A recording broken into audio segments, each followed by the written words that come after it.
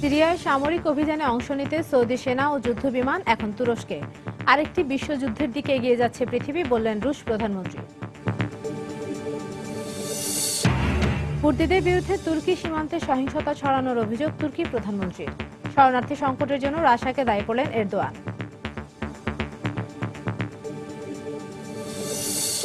কলম্বিয়ায় জিকায় আক্রান্ত অন্তঃসত্ত্বা নারীর সংখ্যা ৫,০০০ ছাড়িয়েছে। ব্রাজিলে মশক নিধন কর্মসূচিতে ১২ কোটি মার্কিন ডলার বরাদ্দ। এবং বিশ্বজুড়ে উৎসবের মতোই উদযাপন হচ্ছে ভ্যালেন্টাইন্স ডে। দিনটিকে অম্লান করতে চলছে নানা আয়োজন।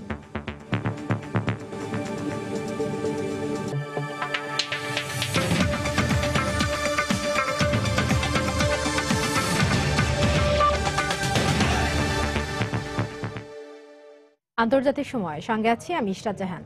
সিরিয়ায় রুশ সরকার বেসামরিক নাগরিকদের হত্যা করছে বলে আবারও অভিযোগ করেছে যুক্তরাষ্ট্র।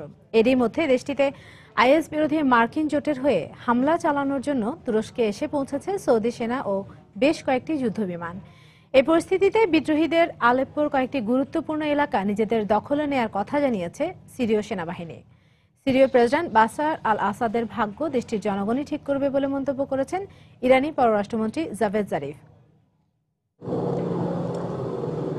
বক্তব্য পাল্টা বক্তব্য আর বিশ্ব শক্তিগুলোর শান্তি প্রচেষ্টার মধ্যে সিরিয়ার দামেস্ক, হোমস ও আলেপ্পো প্রদেশের বিদ্রোহী নিয়ন্ত্রিত বিভিন্ন এলাকায় চলছে অব্যাহত বিমান হামলা। আসাদ বাহিনীর দাবি, এসব রুশ বিমান হামলার সমর্থনে স্থল অভিযানে আলেপ্পো দখলের দোরগোড়ায় তারা। খুব শিগগিরই ইসলামিক স্টেট জঙ্গিদের শক্ত ঘাঁটি রাক্কা দখলে অভিযান শুরু করা হবে বলেও গণমাধ্যমে জানিয়েছে সিরীয় সেনাবাহিনী। এর মধ্যে রুশ প্রতিরক্ষা মন্ত্রণালয় জানিয়েছে, সিরিয়ায় আইএস অবস্থানে হামলায় ব্যবহারের জন্য ক্রুজ মিসাইলবাহী একটি অত্যাধুনিক জাহাজ পাঠিয়েছে তারা। সিরিয়া ও রুশ সরকার হামলার মাধ্যমে জঙ্গি নির্মূলের কথা বললেও যুক্তরাষ্ট্র সহ পশ্চিমা দেশগুলোর বরাবরের অভিযোগ, আইএস দমনের নামে রাশিয়া মূলত আসাদ বিরোধী বিদ্রোহী ও বেসামরিক নাগরিকদের উপর হামলা চালাচ্ছে। শনিবারও জার্মানির মিউনিখে নিরাপত্তা সম্মেলনে জন কেরি অভিযোগ করেন, রুশ বিমান বাহিনী সিরিয়ায় বিরোধী পক্ষ ও নিরপরাধ নাগরিকদের লক্ষ্যবস্তু বানাচ্ছে। রাশিয়া ক্রমাগত বেসামরিক জনগণের ওপর বিমান হামলা চালিয়ে যাচ্ছে, এটা কোনো মতেই মেনে নেওয়া যায় না। আমি আমার বিজ্ঞ বন্ধু ল্যাভরভের সঙ্গে এ বিষয়ে কথা বলেছি। আশা করি শিগগিরই তারা বুঝতে পারবেন সিরিয়ায় কারা জঙ্গি আর কারা জঙ্গি নয়। একই সম্মেলনে ইরানি পররাষ্ট্রমন্ত্রী জাভাদ জারিফ সৌদি পররাষ্ট্রমন্ত্রীর শুক্রবারের বক্তব্যের জবাব দেন। তিনি বলেন, বাশার আল আসাদের সঙ্গে আলোচনা করেই সিরিয়ায় রাজনৈতিক সমাধান করতে হবে। সিরীয় জনগণের অধিকার রয়েছে তারা তাদের দেশের প্রেসিডেন্টকে রাখবে নাকি প্রত্যাখ্যান করবে সে সিদ্ধান্ত নেয়ার। আমার মনে হয় সময় এসেছে আসাদের ভাগ্য নিয়ে কথা না বলে কিভাবে শান্তিপূর্ণ সমাধান আসতে পারে তা নিয়ে ভাবার। এরই মধ্যে সিরিয়া সামরিক হস্তক্ষেপের প্রস্তুতি হিসেবে তুরস্কের ইনসারলিক ঘাঁটিতে সেনা ও যুদ্ধবিমান পাঠানো শুরু করেছে সৌদি আরব। শনিবার তুর্কি পররাষ্ট্রমন্ত্রী মেভলেত কাভুসোগলু একথা জানান। তবে সৌদি আরব আইএসের বিরুদ্ধে সিরিয়ায় সম্ভাব্য অভিযানের কথা বললেও বেশ কয়েকজন মার্কিন সিনেটরের রয়েছে ভিন্ন মত। শনিবার আন্তর্জাতিক গণমাধ্যমে তারা বলেন, আইএস বিরোধী লড়াইয়ে সৌদি আরবের আন্তরিকতা নিয়ে সন্দেহ রয়েছে তাদের। রঞ্জন শুভ্র, সময় সংবাদ। সিরিয়া সংঘাতকে কেন্দ্র করে পৃথিবী নতুন এক বিশ্বযুদ্ধের দিকে এগিয়ে যাচ্ছে বলে আবারও সতর্ক করল রাশিয়া। জার্মানি মিউনিখে বার্ষিক নিরাপত্তা সম্মেলনে এই মন্তব্য করে রুশ প্রধানমন্ত্রী দিমিত্রি মেদভেদেভ বলেন, প্রাচ্য ও পাশ্চাত্যের মধ্যে পারস্পরিক সহযোগিতার অভাবে এই আশঙ্কা দিন দিন বাড়ছে। এদিকে সিরিয়া সংকটের সমাধান না হওয়ার জন্য সেদেশে রুশ সামরিক হস্তক্ষেপকে দায়ী করেন ইউক্রেনীয় প্রেসিডেন্ট পেত্রো পোরোশেঙ্কো। তবে সিরিয়ায় রাশিয়ার সামরিক হস্তক্ষেপের কারণে সেখানে ক্ষমতার ভারসাম্য প্রতিষ্ঠা হয়েছে বলে আসাদ সরকারের মত। সিরিয়া সংঘাত বন্ধে বিশ্ব সম্প্রদায়ের নানা উদ্যোগের মধ্যেই আলেপ্পো সহ দেশটির পূর্বাঞ্চলের বিদ্রোহী অধ্যুষিত এলাকাগুলোতে রুশ বিমান হামলা অব্যাহত আছে। পাশ্চাত্যের পক্ষ থেকে এ কারণে রাশিয়ার বিরুদ্ধে বেসামরিক হত্যার অভিযোগ আনা হলেও সাধারণ সিরীয়দের মতামত পুরো ভিন্ন। রাশিয়ার সামরিক হস্তক্ষেপে সিরিয়ায় পাশ্চাত্যের সঙ্গে ক্ষমতার ভারসাম্য প্রতিষ্ঠিত হয়েছে। রাশিয়া বন্ধুর মতো আমাদের পাশে দাঁড়িয়েছে। একই বিষয়ে আলোচনার কেন্দ্রবিন্দুতে পরিণত হয়েছে মিউনিখ নিরাপত্তা সম্মেলনেও।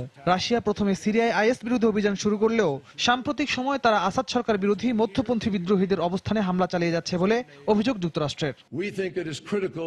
শনিবার সম্মেলনে রাখা বক্তব্যে রুশ প্রেসিডেন্ট ভ্লাদিমির পুতিনের তীব্র সমালোচনার পাশাপাশি সিরিয়ায় রুশ নীতির নিন্দা জানান ইউক্রেনীয় president Petro Poroshenko.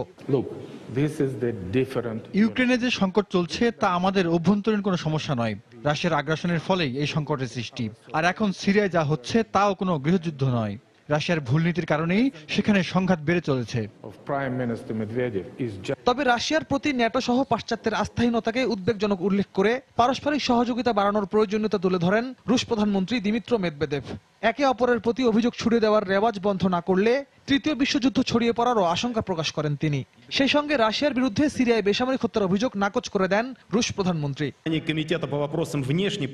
NATO, Europe ও আমেরিকা আমাদেরকে সবচেয়ে বড় হুমকি মনে করে। তারা যেসব সিনেমা বানায় তাতে দেখানো হয় রাশিয়া আরেকটি বিশ্বযুদ্ধ বাঁধিয়ে দিচ্ছে।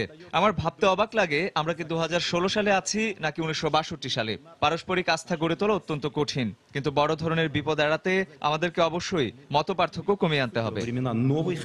বিবিসির এক প্রতিবেদনে বলা হয়, গত বছর ইউক্রেন সংকট নিয়ে মস্কো ওয়াশিংটনের মধ্যে উত্তেজনা চরমে পৌঁছানোর পর এবার সিরিয়া বিষয়ে আবারও পাশ্চাত্যের সঙ্গে উত্তেজনা তৈরি হয়েছে রাশিয়ার। রিয়াতুল ইসলাম, সময় সংবাদ। সিরিয়ার আলেপ্পোতে কুর্দি যোদ্ধাদের নিয়ন্ত্রণে থাকা অঞ্চলগুলোতে গোলাবর্ষণ দ্বিতীয় দিনের মতো অব্যাহত রেখেছে আঙ্কারা। ওই অঞ্চল থেকে কুর্দিরা তুরস্ক সীমান্তে সহিংসতা ছড়াচ্ছে অভিযোগ তুলে অবিলম্বে তাদের সেখান থেকে সরে যাওয়ার হুঁশিয়ারি দিয়েছেন তুর্কি প্রধানমন্ত্রী আহমেদ দাভুতোগলু। রাশিয়া ও সিরীয় সরকারের অব্যাহত হামলার কারণে তুরস্ক শরণার্থী সংকটের কবলে পড়ছে বলে উল্লেখ করে দামেস্কের কঠোর সমালোচনা করেছেন তুর্কি প্রেসিডেন্ট রিসেপ তাইপ এরদোয়ানও। শনিবার মুহুর্মুহু বিস্ফোরণে কেঁপে ওঠে আলেপ্পোর উত্তরাঞ্চল। যুক্তরাজ্য ভিত্তিক সংস্থা Syrian observatory for human rights জানায়, কুর্দি অধ্যুষিত এই অঞ্চলে কয়েক দফা কামানের হামলা চালিয়েছে Ankara. Kurdish People's Protection Units YPG বাহিনীর ঘাঁটি লক্ষ্য করেই এসব হামলা চালানো হয় বলে জানায় তারা। আলেপ্পোর ওই অঞ্চলটি কিছুদিন আগেই আইএস জঙ্গিদের কাছ থেকে দখলে নেয় ওয়াইপিজি বাহিনী। সিরিয়ার সরকারি বাহিনী বলছে তাদের আইএস বিরোধী অভিযানে এই কুর্দি যোদ্ধারা সহায়তা করে আসছে। তবে তুরস্কের অভিযোগ, এই ওয়াইপিজি বাহিনী ও অঞ্চলে জঙ্গি তৎপরতা চালাচ্ছে। সিরীয় কুর্দিরা তুরস্কের দক্ষিণ পূর্বাঞ্চলে তুর্কি কুর্দিদের সশস্ত্র শাখা পিকেকে কে মদত দিচ্ছে বলেও অভিযোগ তাদের। তুরস্ক সীমান্ত সংলগ্ন সিরিয়ার আজাজ সামরিক ঘাঁটি থেকে অবিলম্বে সরে না গেলে ওয়াইপিজির বিরুদ্ধে আঙ্কারার এই হামলা অব্যাহত থাকবে বলে জানান তুর্কি প্রধানমন্ত্রী। অবিলম্বে তুরস্ক আলেপ্পো সীমান্ত খুলে দেওয়ারও আহ্বান জানান তিনি। ওয়াইপিজি যোদ্ধারা সিরিয়ার বেসামরিক নাগরিকদের উপর হামলা চালাচ্ছে। তারা আরব ও তুর্কমেনদের নির্বিচারে হত্যা করছে, আর তাদেরকে সহযোগিতা দিয়ে যাচ্ছে সিরীয় সরকার। আমাদের সিরীয় ভাইরা খাদ্যের অভাবে মানবেতর জীবনযাপন করছে, অথচ তুরস্কের সঙ্গে আলেপ্পোর একমাত্র সীমান্ত পথ বন্ধ করে রেখেছে দামেস্ক।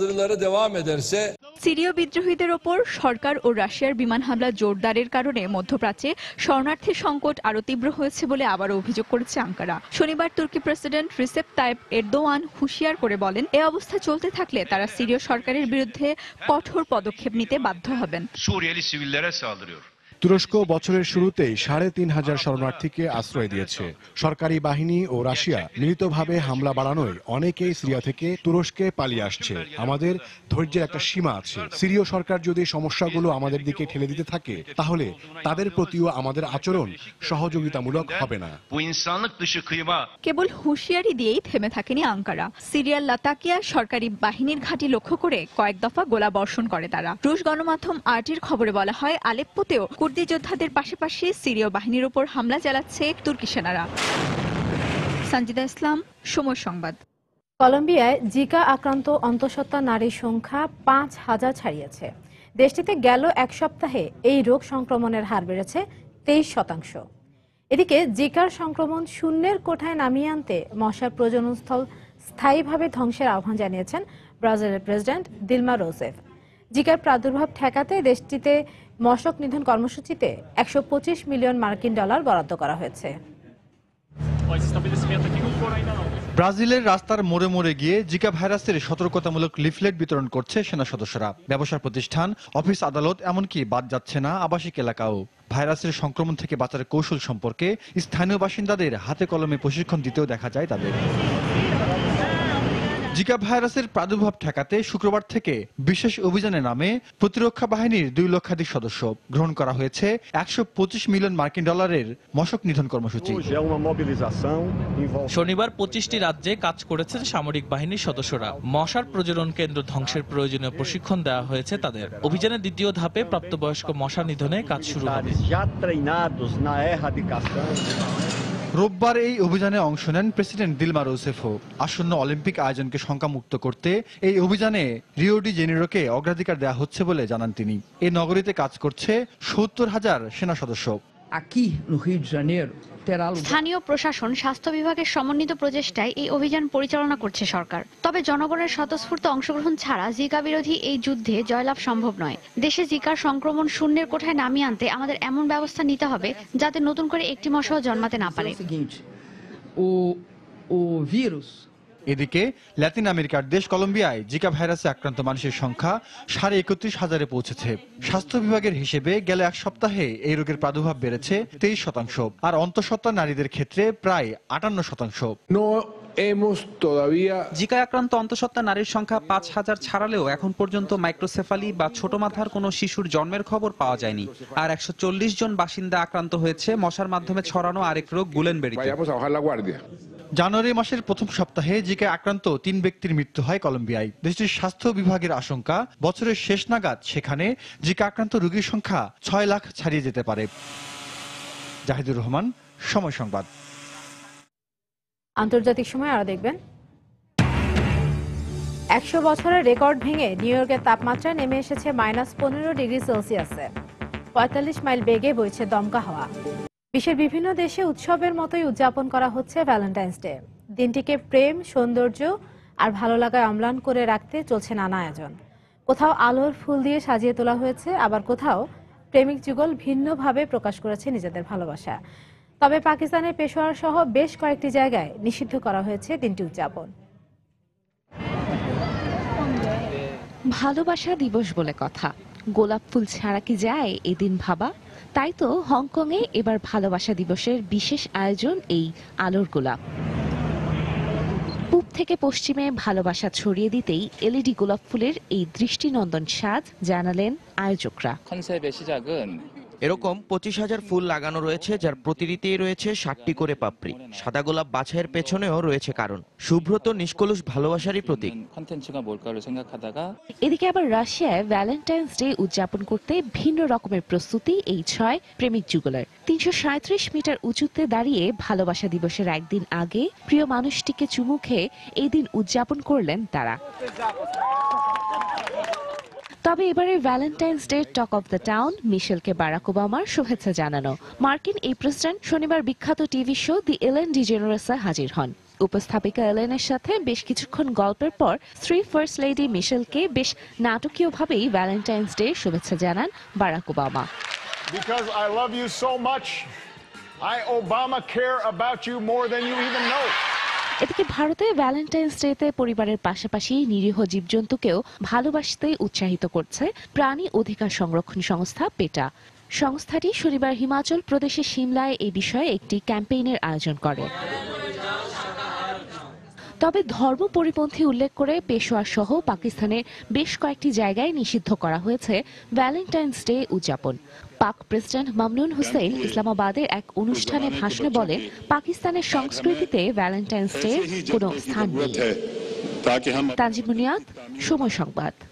2008 সালে মুম্বাই ছাড়াও ভারতের পশ্চিমাঞ্চলীয় রাজ্য পুনের সামরিক স্থাপনায় হামলা চালানোর পরিকল্পনা ছিল পাকিস্তানের গোয়েন্দা সংস্থা আইএসআই ও জঙ্গি সংগঠন লস্কর ই তৈয়বার।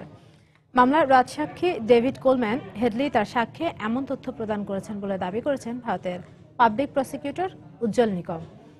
2008 সালের 25 নভেম্বর এই হামলার দিনক্ষণ ঠিক করা হয়েছিল বলে জানান তিনি। শনিবার এক ভিডিও কনফারেন্সের মাধ্যমে এসব কথা জানান যুক্তরাষ্ট্রের কারাগারে বন্দী হেডলি। এর আগে সন্ত্রাসী হামলা ষড়যন্ত্রকে উন্মোচিত করতে ইসলামাবাদের প্রতি দাবি জানিয়েছিলেন ভারতের স্বরাষ্ট্রমন্ত্রী সুষমা স্বরাজ।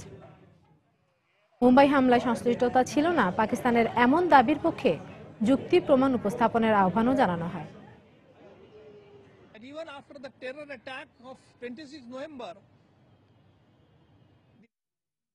ভারতের নয়াদিল্লিতে খ্যাতনামা জওহরলাল নেহেরু বিশ্ববিদ্যালয় পরিদর্শন করেছেন কংগ্রেস সহ সভাপতি রাহুল গান্ধী।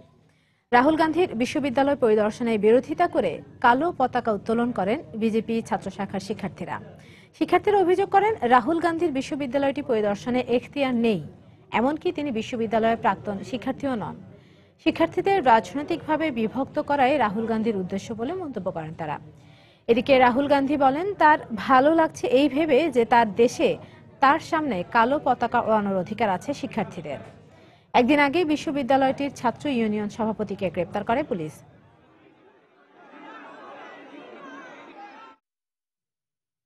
যুক্তরাষ্ট্র পাকিস্তানের কাছে F-16 যুদ্ধবিমান বিক্রির সিদ্ধান্ত নিয়েছে জানার পর এ বিষয়ে ক্ষোভ জানাতে ভারতে নিযুক্ত মার্কিন রাষ্ট্রদূত রিচার্ড বার্মাকে শনিবার তলব করে ভারতের পররাষ্ট্র মন্ত্রণালয়।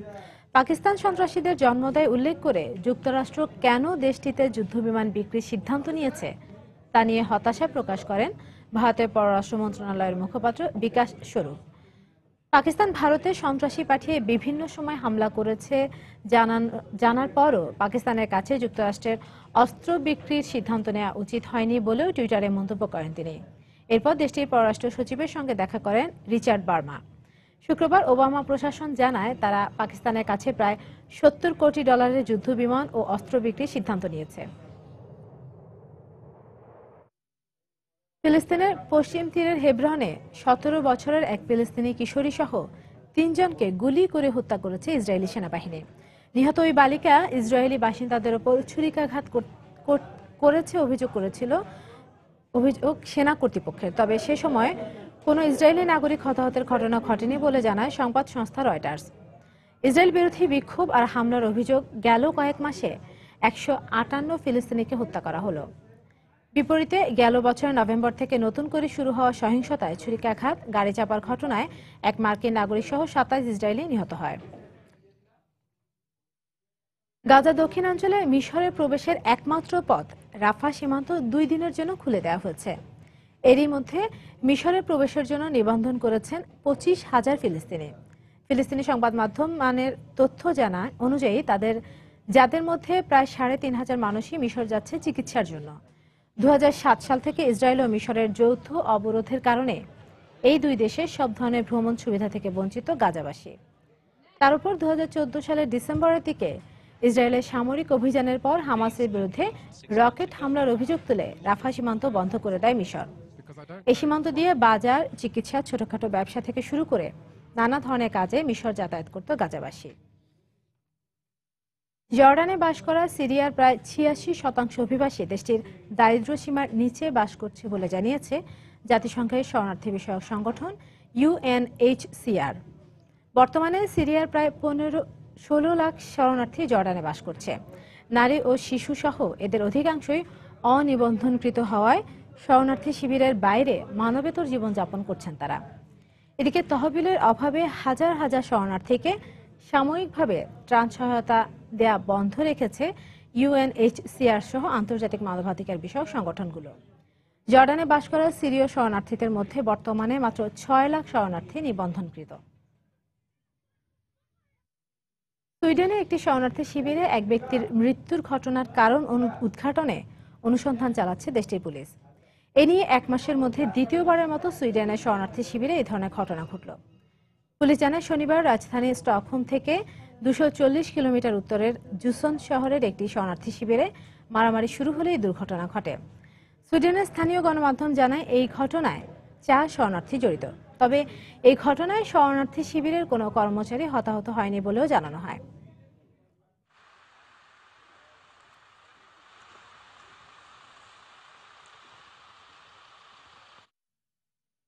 আন্তর্জাতিক সময় আরো যা দেখবেন। ইরাক যুদ্ধ বড় ভুল ছিল মন্তব্য ট্রাম্পের। নির্বাচিত হলে দেশকে এগিয়ে নেয়ার প্রত্যয় হিলারির।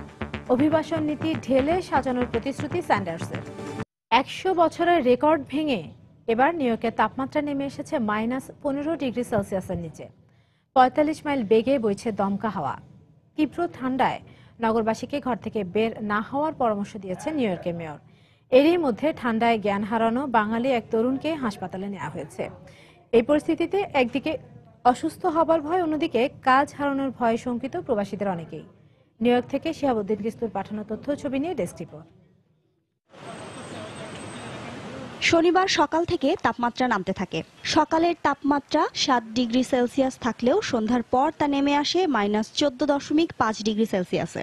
এ অবস্থায় দিনের আলো ফুরানোর আগেই সকল কাজকর্ম শেষ করে ঘরমুখ ছুটছেন নগরবাসী। 100 বছরের ইতিহাসে আমার মনে হয় না যে এরকম ঠান্ডা পড়ছে। মানুষ তো মনে করেন ঘর থেকে বেরিয়ে হচ্ছে না। আমরা যারা আছি তারা হচ্ছে কাজ এবং নিজের নিত্য প্রয়োজনীয় জিনিস ছাড়া কিছুতেই বের হচ্ছি না। যেখানে কন্টিনিউ বিজি থাকে সেই এলাকা এখন সম্পূর্ণ লোকশূন্য আর কি। তাপমাত্রা বিপজ্জনকভাবে কমে যাওয়ায় উদ্বেগ প্রকাশ করেছেন নিউ ইয়র্কের মেয়র বিল ডি ব্লাসিও। নগরবাসীকে সতর্ক থাকার পরামর্শ দিয়েছেন তিনি। জরুরি প্রয়োজন ছাড়া কেউ বাইরে বের হবেন না, আর যদি বের হতেই হয় তবে সতর্ক থাকবেন। বিরূপ আবহাওয়ার কারণে মেয়রের সতর্ক বার্তার পর জীবিকার তাগিদে পাড়ি জমানো প্রবাসীরা ঘরে ফিরলেও কাজে যেতে না পারায় কাজ হারানোর ভয়ে তারা শঙ্কা প্রকাশ করেছেন। 27 বছর ধরে আমেরিকায় এরকম ঠান্ডা আমি কোনোদিন দেখি নাই ভাই। এখন রাইট নাও ঠান্ডা পড়ছে, আপনারা আমার গায়ে কাঁপতেছে। কাজ থেকে আমি চলে আসছি, আমার বলছে কাজে থাকার জন্য। আমি বলছি না, আমার বুকের মধ্যে ব্যথা করতেছে, আমি বাসায় চলে যাচ্ছি। শত বছরের রেকর্ড ভাঙা ঠান্ডায় বিপাকে পড়েছেন উষ্ণমণ্ডলীয় দেশ থেকে আসা প্রবাসীদের পাশাপাশি স্থানীয়রা। আবহাওয়া দপ্তর জানিয়েছে নিউ ইয়র্কের এই আবহাওয়া আরও 2 দিন অব্যাহত থাকবে। সময় সংবাদ, নিউ ইয়র্ক। যুক্তরাষ্ট্রের সুপ্রিম কোর্টের বিচারপতি অ্যান্টনিন স্কালিয়া মৃত্যুবরণ করেছেন। স্কালিয়া যুক্তরাষ্ট্রের উচ্চ আদালতের রক্ষণশীল বিচারপতিদের মধ্যে অন্যতম ছিলেন। প্রেসিডেন্ট রোনাল্ড রিগান 1986 সালে তাকে নিয়োগ দেন। স্কালিয়ার পরিবার স্থানীয় গণমাধ্যমকে জানিয়েছে শনিবার পশ্চিম টেক্সাসে ঘুমের মধ্যে তিনি মারা যান। এদিকে অ্যান্টনিন স্কালিয়ার প্রতি শ্রদ্ধা জানিয়ে বিবৃতি দিয়েছেন সুপ্রিম কোর্টের প্রধান বিচারপতি সহ আরও অনেকে। দেশটির প্রধান বিচারপতি জানান, অ্যান্টনি স্কালিয়ার মৃত্যুতে যুক্তরাষ্ট্রের বিচার ব্যবস্থার অপূরণীয় ক্ষতি হয়েছে। এদিকে বিচারপতি অ্যান্টনি স্কালিয়ার মৃত্যুতে শূন্য হওয়া পদে নতুন বিচারপতি নিয়োগের ঘোষণা দিয়েছেন যুক্তরাষ্ট্রের president Barack Obama.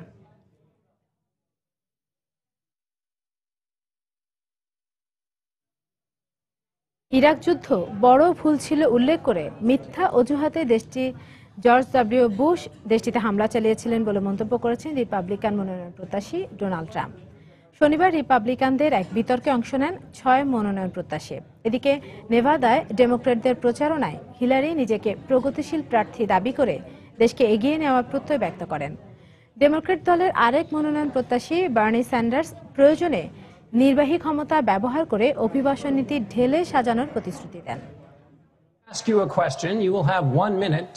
South Carolina ও নেভাদায় প্রতিনিধি বাছাইয়ের প্রাইমারি ভোটাভুটির আগে শনিবার রিপাবলিকানদের সবশেষ বিতর্কে ইরাক যুদ্ধ বিষয়ে বাকবিতণ্ডায় জড়িয়ে পড়েন ডোনাল্ড ট্রাম্প ও জেব বুশ।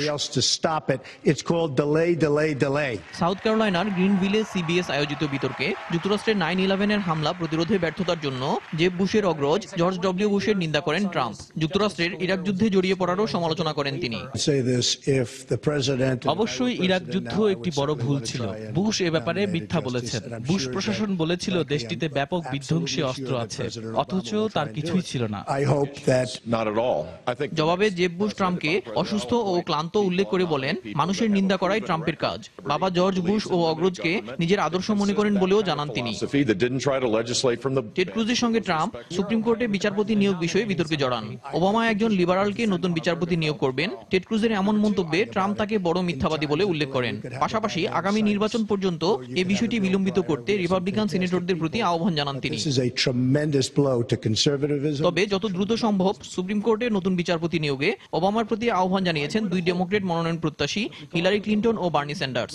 নেভাদায় শনিবারের প্রচারণায় সাবেক পররাষ্ট্রমন্ত্রী হিলারি ক্লিন্টন নিজেকে প্রগতিশীল প্রার্থী উল্লেখ করে দেশকে এগিয়ে নেওয়ার প্রত্যয় ব্যক্ত করেন। আমি পরিবর্তনের প্রত্যাশা নিয়ে আপনাদের সামনে দাঁড়িয়েছি। আমি বিশ্বাস করি জনগণকে সঙ্গে নিয়ে যিনি বর্তমানকে পরিবর্তন করতে পারেন তিনি প্রগতিশীল। আমি এমন প্রতিশ্রুতি দেব না যা রাখতে পারবো না, তবে এটুকু বলতে পারি আপনাদের সঙ্গে নিয়ে লড়াই চালিয়ে যাব আমি। বার্নি স্যান্ডার্স প্রেসিডেন্ট নির্বাচিত হলে প্রয়োজনে নির্বাহী ক্ষমতা ব্যবহার করে অভিবাসন নীতি ঢেলে সাজানোর প্রতিশ্রুতি দেন। পাশাপাশি বর্ণবাদেরও নিন্দা জানান তিনি। যুক্তরাষ্ট্রের অভিবাসন নীতির পুনর্গঠনে কংগ্রেস সায় না দিলেও প্রেসিডেন্ট নির্বাচিত হলে নির্বাহী ক্ষমতা বলে আমি একে ঢেলে সাজাতে চাই। ওবামা যে বিষয়টি শুরু করেছেন তার পূর্ণতা দেব আমি। এদেশে গজে ওঠা বর্ণবাদ ও ভিনদেশী বিদ্বেষের বিরুদ্ধে সর্বাত্মক লড়াই চালিয়ে যাব আমরা। আইওয়াই হাড্ডাহাড্ডি লড়াইয়ের পর নিউ হ্যাম্পশায়ারে স্যান্ডার্স বড় জয় পেলেও 20 ফেব্রুয়ারি সাউথ ক্যারোলাইনা ও নেভাদায় সাবেক ফার্স্ট লেডি হিলারিকে এগিয়ে রাখছেন বিশ্লেষকেরা। দেলোয়ার হোসেন, সময় সংবাদ। মিনস্ক চুক্তি পুরোপুরি বাস্তবায়ন করা হলেই রাশিয়ার উপর থেকে অর্থনৈতিক নিষেধাজ্ঞা সরিয়ে নেওয়া হবে বলে জানিয়েছেন মার্কিন পররাষ্ট্রমন্ত্রী জন কেরি। শুক্রবার জার্মানিতে আয়োজিত মিউনিখ নিরাপত্তা সম্মেলনে তিনি আরও বলেন, ইউক্রেনের সার্বভৌমত্বের প্রতি রাশিয়াকে পূর্ণ শ্রদ্ধা রাখতে হবে। কেবলমাত্র এর মধ্য দিয়ে তারা প্রমাণ করতে পারবে যে মিনস্ক চুক্তি আর লঙ্ঘন করবে না রুশ সরকার। মস্কোর বিরুদ্ধে বিদ্রোহীদের উস্কে দেওয়ার মাধ্যমে ইউক্রেনের পূর্বাঞ্চলীয় দোনেৎস্ক ও লুহান্সকে সহিংসতা ছড়ানোর অভিযোগ শুরু থেকেই করে আসছিল ওয়াশিংটন। 2015 সালের ফেব্রুয়ারিতে বেলারুশের রাজধানী মিনস্কে রাশিয়া, ইউক্রেন, ফ্রান্স ও জার্মানির প্রতিনিধিদের উপস্থিতিতে দ্বিতীয় মিনস্ক চুক্তি স্বাক্ষরের মধ্য দিয়ে যুদ্ধবিরতিতে পৌঁছায় কিয়েভ ও রুশপন্থী বিদ্রোহীরা। সেখান থেকে সব ধরনের অস্ত্র প্রত্যাহার করে নেয় বিদ্রোহীরা। তবে রাশিয়ার হস্তক্ষেপের কারণে মিনস্ক চুক্তির পূর্ণ বাস্তবায়ন হচ্ছে না বলে অভিযোগ পশ্চিমা বিশ্বের। নাইজেরিয়ার উত্তর পূর্বাঞ্চলে দুটি গ্রামে বোকো হারামের হামলায় অন্তত 30 জন নিহত হয়েছে। প্রত্যক্ষদর্শীর বরাতে এএফপি জানায়, শুক্রবার রাত ও শনিবার সকালে বোকো হারাম সদস্যরা বাইকে করে এসে নির্বিচারে ইয়র্কশারি ও কাচিফা গ্রামবাসীর ওপর বন্দুক ও ছুরি নিয়ে হামলা চালায়। ইয়র্কশারি গ্রামে 22 জন ও কাচিফা গ্রামে 8 জনকে হত্যা করে তারা। পাশাপাশি তারা গ্রামবাসীর ফসল ও গৃহপালিত পশু লুটে নিয়ে যায়। ডিসেম্বরে নাইজেরিয়ার প্রেসিডেন্ট মুহাম্মাদু বুহারি বোকো হারামকে পরাজিত করার ঘোষণা দিলেও গত কয়েক সপ্তাহে উত্তর পূর্বাঞ্চলীয় বর্নো প্রদেশের রাজধানী মাইদুগুরির আশপাশে সংগঠনটির হামলায় কয়েকশো মানুষ নিহত হয়। 2009 সাল থেকে বোকো হারামের তাণ্ডবে নাইজেরিয়ায় অন্তত 17,000 মানুষের প্রাণহানি ঘটেছে। এ সময় উদ্বাস্তু হয়েছেন অন্তত 26 লাখ। আবারও ভ্যালেন্টাইন প্রসঙ্গ। বিশ্ব ভালোবাসা দিবস আজ। দিবসটিকে ঘিরে ভালোবাসার মানুষকে নিয়ে থাকে অনেক কল্পনা। কেউ বা এই দিনেই ভালোবাসার মানুষটিকে বলে থাকেন মনের কথা, দিয়ে থাকেন নানা উপহার। কিন্তু এই দিবসের উৎপত্তি কোথায়, কবে থেকেই বা শুরু হলো দিবসটি উদযাপন? চলুন জানা যাক সেই গল্প। বিশ্বজুড়ে ভ্যালেন্টাইন্স ডে বা ভালোবাসা দিবসকে ঘিরে মানুষের জল্পনা কল্পনা শেষ থাকে না। ভালোবাসার মানুষটিকে কি উপহার দিয়ে খুশি করা যায় সেই ভাবনাই ভাবতে থাকেন সবাই। আর সেজন্য বেড়ে যায় উপহার সামগ্রীর বেচাকেনা। ফুল, চকলেট আর নানা উপহারের দোকানে ভিড় করেন সবাই। গত সপ্তাহে ফোর্বস ম্যাগাজিনে প্রকাশিত এক রিপোর্টে দেখা গেছে, এবছর যুক্তরাষ্ট্রে প্রায় $2,000 কোটি উপহার কেনা বেচা হতে পারে, যা অন্যান্য যে কোনো বছরের তুলনায় বেশি। এই যে এত উপহারের প্রচলন ভ্যালেন্টাইন্স ডে কে ঘিরে, এর উৎপত্তি কোথায় তা নিয়ে আছে নানা মত। তবে সবচেয়ে বেশি গ্রহণযোগ্য মতটি হলো 269 সালে রোমে ভ্যালেন্টাইন নামে একজন খ্রিস্টান পাদ্রী ও চিকিৎসক ছিলেন। সে সময়ের রোম সম্রাট দ্বিতীয় ক্লডিয়াসের দরকার হয় বিশাল সেনাবাহিনীর। ক্লডিয়াস তরুণদের বিবাহের ওপর নিষেধাজ্ঞা আরোপ করেন, যাতে তারা সেনাবাহিনীতে যোগ দিতে অনীহা প্রকাশ না করে। কিন্তু তরুণ তরুণীরা লুকিয়ে বিয়ে করতে আসতো সেন্ট ভ্যালেন্টাইনের কাছে, কারণ তিনিও সম্রাটের এই নিষেধাজ্ঞার ঘোর বিরোধী ছিলেন। লুকিয়ে বিয়ে পড়ালেও এক পর্যায়ে সম্রাট ক্লডিয়াস তা জেনে ফেলে সেন্ট ভ্যালেন্টাইনকে গ্রেফতারের নির্দেশ দেন। কারাগারে থেকে ভ্যালেন্টাইন চিকিৎসার মাধ্যমে এক কারারক্ষীর অন্ধ মেয়ের চোখের আলো ফিরিয়ে আনেন। মেয়েটির সঙ্গে এক পর্যায়ে ভালোবাসার সম্পর্ক গড়ে ওঠে তার। জানতে পেরে সম্রাট তাকে মৃত্যুদণ্ড দেন। 14 ফেব্রুয়ারি সেন্ট ভ্যালেন্টাইনের মৃত্যুদণ্ড কার্যকর করা হয়।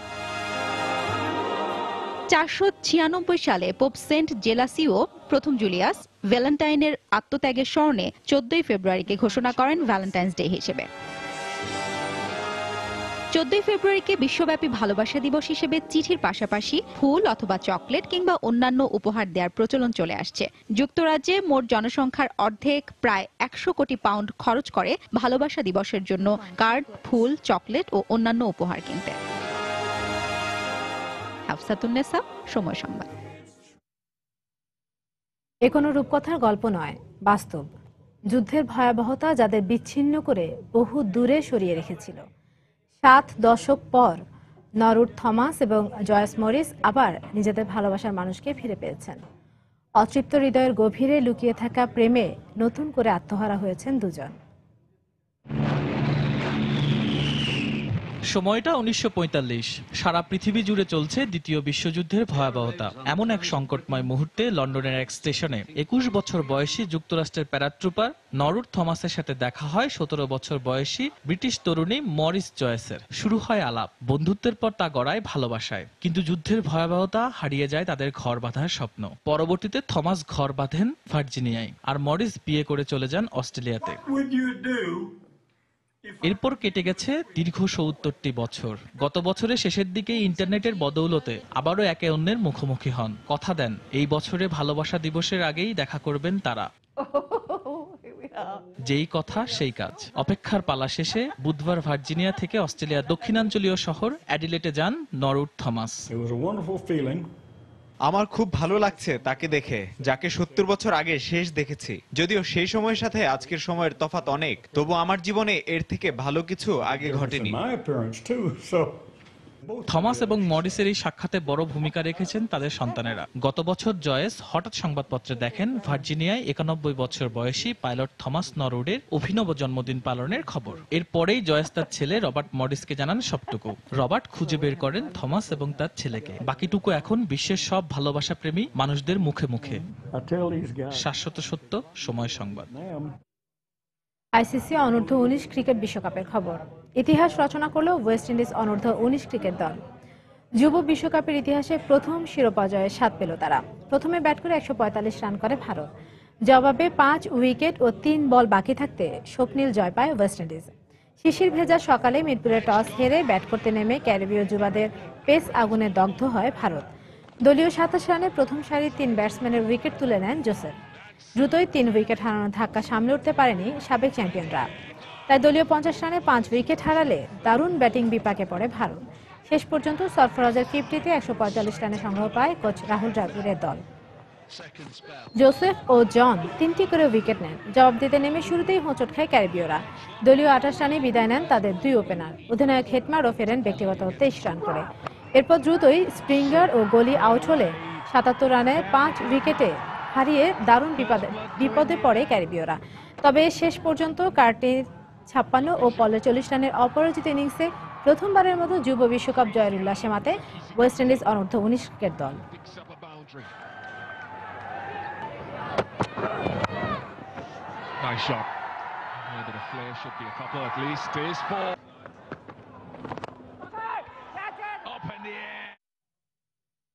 এ পর্যায়ে আবার জানিয়ে দিচ্ছি আন্তর্জাতিক সময় শীর্ষ সংবাদগুলো।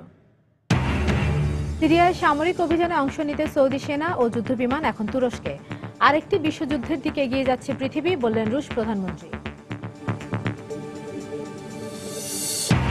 কুর্দিদের বিরুদ্ধে তুর্কি সীমান্তে সহিংসতা ছড়ানোর অভিযোগ তুর্কি প্রধানমন্ত্রী। শরণার্থী সংকটের জন্য রাশিয়াকে দায়ী করলেন এরদোয়ান।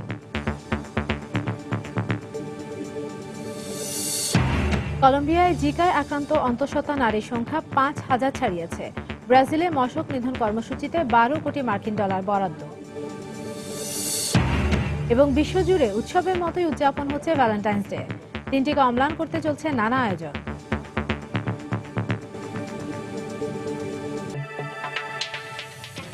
এই ছিল আন্তর্জাতিক সময়। যে কোনো খবর পেতে ভিজিট করুন সময়নিউজ.tv। সঙ্গে থাকুন সময়।